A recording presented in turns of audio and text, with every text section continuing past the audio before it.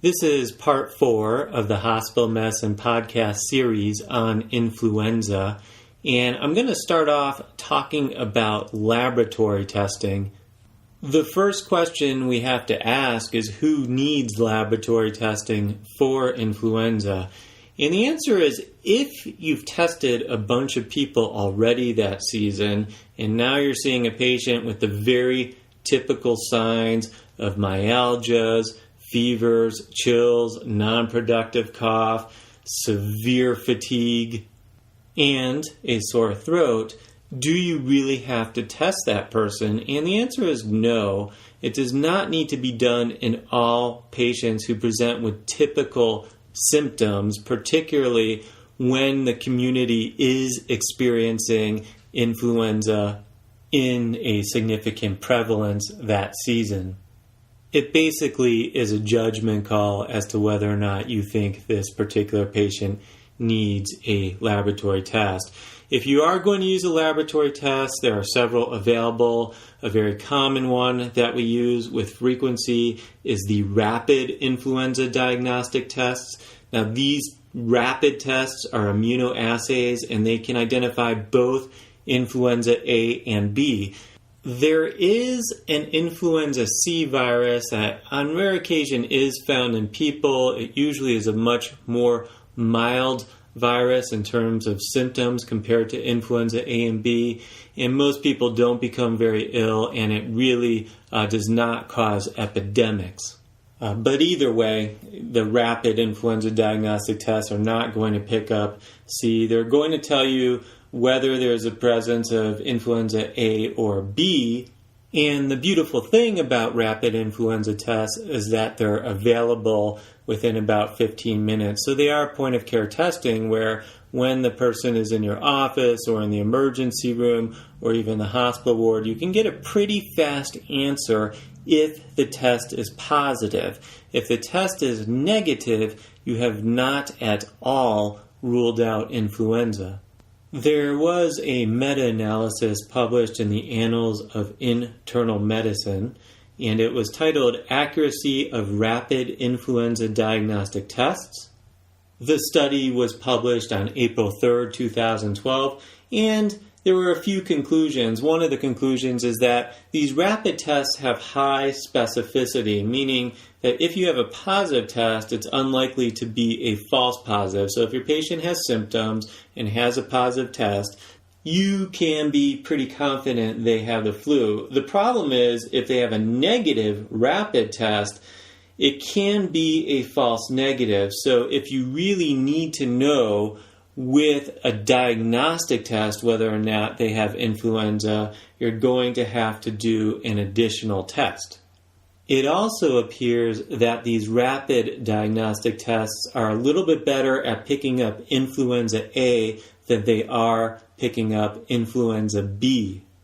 It also should be noted that there's about a dozen commercial brands of rapid influenza tests out there right now.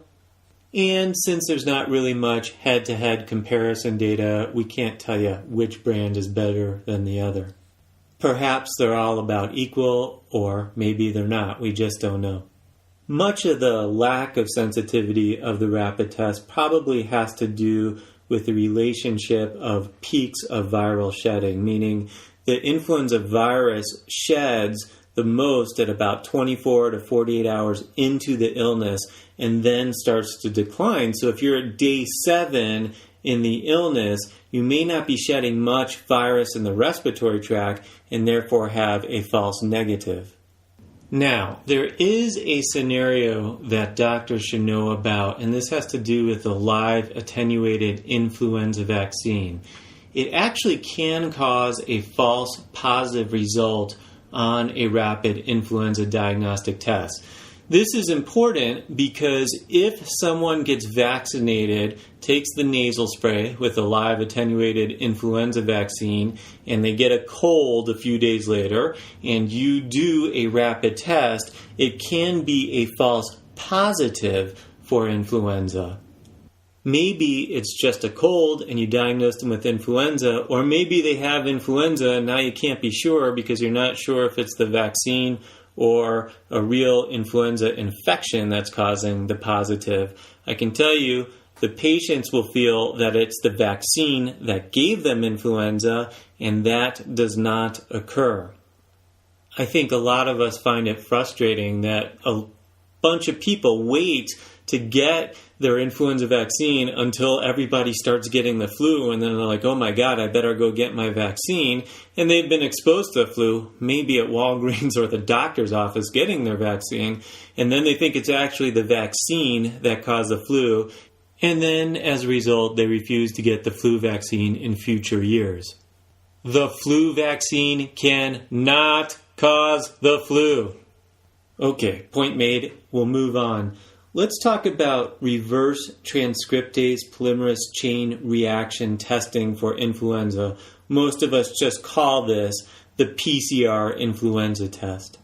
It has caught on with a lot of popularity as far as influenza testing goes because right now it is the most sensitive and specific way to test for influenza, and then it has the added benefit that we can differentiate between the subtypes of influenza, meaning we can then learn, is it an H1N1 influenza or is it an H5N1 influenza? And, well, I'll admit that probably really isn't going to change treatment. It's always kind of cool to know which one you're dealing with for whatever reason. But more than figuring out which type of influenza it is, I think it's more important that it is a rather sensitive and specific test. It also has a fairly rapid turnaround. You often get the results within many hours or maybe a day. The exception to that being that a lot of places to save money have started sending out the PCR test to a laboratory that's not in-house. Oftentimes, that laboratory is out of state. And when that happens, it can be many days before you get the PCR test available to you. At which point, the results really don't matter because you either put that person on antivirals or you haven't, but probably 4 or 5 days after you get the results from when you first saw the patient, you're not going to be changing that decision as to whether or not you're going to start antivirals.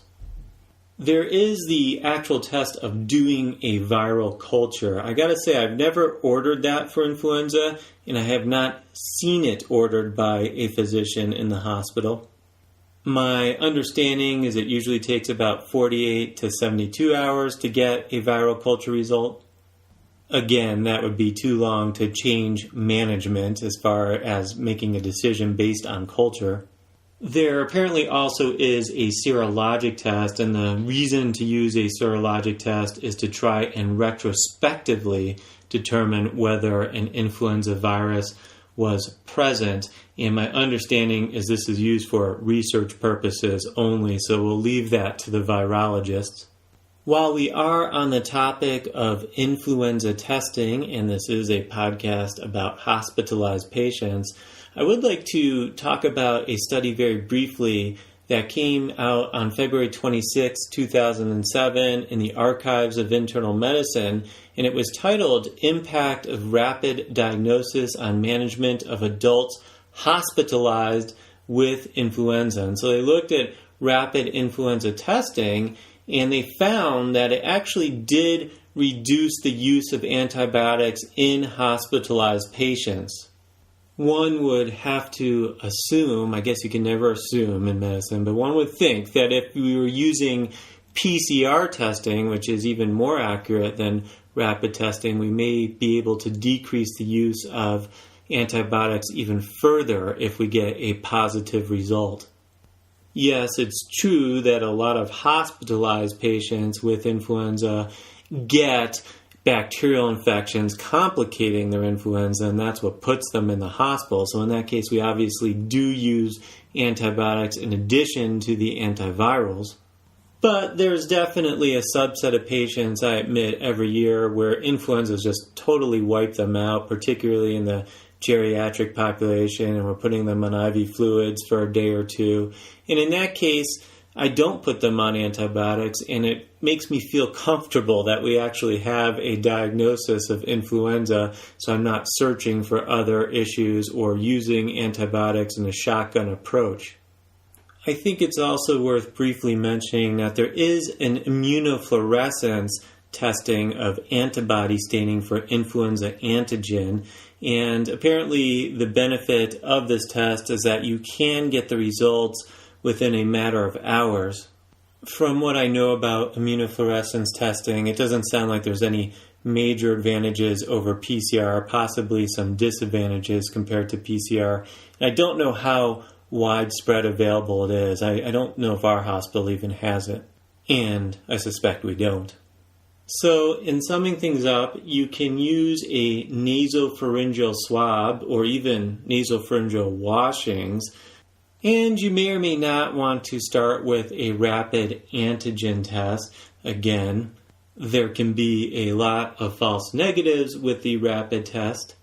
And if the patient has had symptoms for 5 days or more, the amount of viral shedding may be significantly decreased and therefore decrease the possibility that you will pick up influenza by a rapid test. Most people are starting to use the PCR more and more because it's the most sensitive and specific test, and the turnaround times can be pretty good if you have it in-house. And just a reminder that confirmation testing of influenza is not necessary to prescribe antiviral medications. And likewise, you still want to put patients on isolation, particularly if they have a negative rapid test while you're waiting for other tests such as the PCR. So that's where we're at in early 2014 with testing in regards to influenza. I have no doubt that over the next several years, we will improve our ability to detect influenza with both better specificity and better sensitivity.